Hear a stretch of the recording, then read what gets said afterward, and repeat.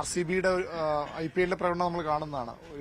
ഒരുപാട് നല്ല താരങ്ങളുണ്ടായിട്ടും അവർക്ക് ഒരു കപ്പടിക്കാൻ കഴിയുന്നില്ല. പക്ഷെ നിങ്ങൾക്ക് സാധിച്ചു. എങ്ങനെയുണ്ട് RCB കപ്പടിച്ച ഒരു മൊമെന്റ് എങ്ങനെയായിരുന്നു? വല്ലാത്തൊരു ഫീലായിരുന്നു.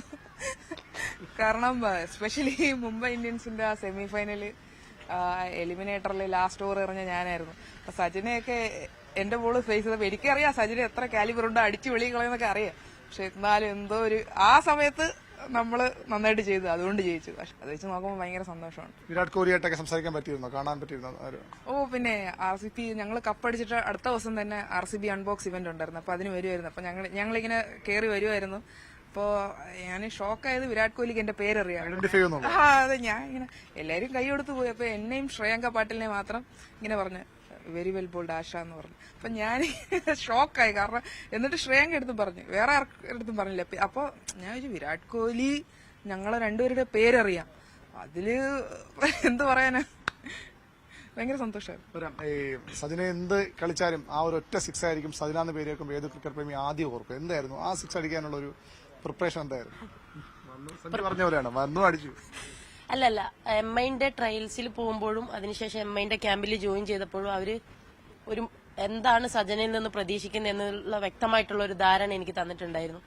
നെറ്റ്സിൽ പ്രാക്ടീസിന് പോകുമ്പോൾ തന്നെ കോച്ചാണെങ്കിൽ തന്നെ ഷാലറ്റ് മാം ആണെങ്കിലും ജസ്റ്റ് ഫിനിഷർ എന്ന റോളിൽ തന്നെ പ്രാക്ടീസ് ചെയ്യാനാണ് പറഞ്ഞിരുന്നത്. അപ്പൊ നെറ്റ്സിൽ പോകുമ്പോൾ ആദ്യം 2 ബോൾ മുട്ടുക അങ്ങനെയൊന്നും ഇല്ലായിരുന്നു.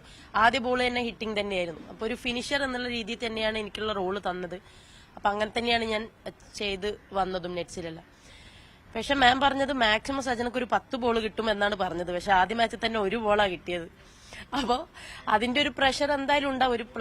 അങ്ങനെ ഒരു പ്ലാറ്റ്ഫോമിൽ ആദ്യമായിട്ട് ഒരു മുംബൈ ഇന്ത്യൻസിന് വേണ്ടി കളിക്കുക, ആ ഒരു സിറ്റുവേഷനിൽ പോകുമ്പോൾ തീർച്ചയായും പ്രഷർ കാണും. പക്ഷെ അങ്ങനെ ഒരു സിറ്റുവേഷൻ ഇനി എന്റെ ലൈഫിൽ ഉണ്ടാവില്ല എന്നും ആ ഒരു സിറ്റുവേഷൻ ഞാൻ ഓവർകം ചെയ്താൽ ഇതെന്റെ ലൈഫ് ചേഞ്ചിങ് ഒരു മൊമെന്റ് ആണെന്നും പിന്നെ ഇനി ചെയ്തില്ലെങ്കിൽ പിന്നെ ചെയ്യാനുള്ള അവസരം കിട്ടില്ല എന്നുള്ള വലിയ ഒരു ബോധ്യം എനിക്കുണ്ടായിരുന്നു. അതുകൊണ്ടാണ് ഞാൻ അതിനുവേണ്ടി പോയത്. പിന്നെ 1 ബോൾ 5 റണ്ണാണ്, എന്തായാലും അതിനുവേണ്ടി പോയേ പറ്റുള്ളൂ. അങ്ങനെ ഞാൻ എന്താ പറയാ ആ ഒരു ക്രീസിലേക്ക് നടക്കുന്ന സമയത്ത് ഭയങ്കര പാട്ടൊക്കെ പാടി മോട്ടിവേറ്റ് ചെയ്ത് ഞാനിങ്ങനെ പറയുന്നുണ്ടായിരുന്നു. അങ്ങനെയൊന്നുമില്ല, അതൊന്നും ഓർമ്മയില്ല. അങ്ങനെ ഓരോന്നിങ്ങനെ സെൽഫ് മോട്ടിവേറ്റ് ചെയ്ത് നടന്നുകൊണ്ടിരിക്കുകയായിരുന്നു. അപ്പൊ ക്രീസിലെത്തിയപ്പോഴത്തേക്ക് എന്റെ പാർട്ട്ണർ അമൻ വന്നിട്ട് പറഞ്ഞു സജു 4 അടിക്കണേന്ന്. അപ്പൊ ഞാൻ പറഞ്ഞു ദൈവം ഇത്രയും നേരം പറഞ്ഞുകൊണ്ട് വന്നെല്ലാം വേസ്റ്റ് ആയല്ലോ, 4 അടിച്ചാൽ മതിയോ, 6 അടിക്കണ്ട. അപ്പൊ ആ ഒരു ടോക്കിൽ കുറച്ച് പിന്നെയും പ്രഷറായി. കാരണം 4 എന്റെ ഏരിയാസ് എല്ലാം ബ്ലോക്ക് ചെയ്തിരിക്കുകയാണ്. പിന്നെ അതിനുശേഷം ഞാനിങ്ങനെ ചിന്തിച്ചു ആ ഒരു സെക്കൻഡിൽ നടക്കുന്ന ചിന്തകളാണ് ഞാൻ പറയുന്നത്. എന്റെ മനസ്സിൽ നടക്കുന്ന 4 ആണെങ്കിൽ അവിടേക്ക് അടിക്കാം, വൈഡ് ആണെങ്കിൽ തൊടരുത്, ഒരുപാട് ചിന്തകൾ. അതിനുശേഷം ഞാൻ ഗാർഡ് എടുത്തു കഴിഞ്ഞപ്പോ പറഞ്ഞു ഒന്നുമില്ല, ബോൾ നോക്കുക, ഇത് മുൻപ് ചെയ്തിട്ടുള്ളതാണ്, അടിച്ചിട്ടുള്ളതാണ്, എന്നെ കൊണ്ട് പറ്റും. ബോൾ നോക്കുക, ബോൾ എവിടെയാണോ അവിടെ അടിക്കാൻ വേണ്ടി ശ്രമിക്കുക, ബോൾ ത്രൂ ദ ലൈൻ അടിക്കുക. ആ ഒരു മൈൻഡ് വെച്ചിട്ടാണ് പോയത്.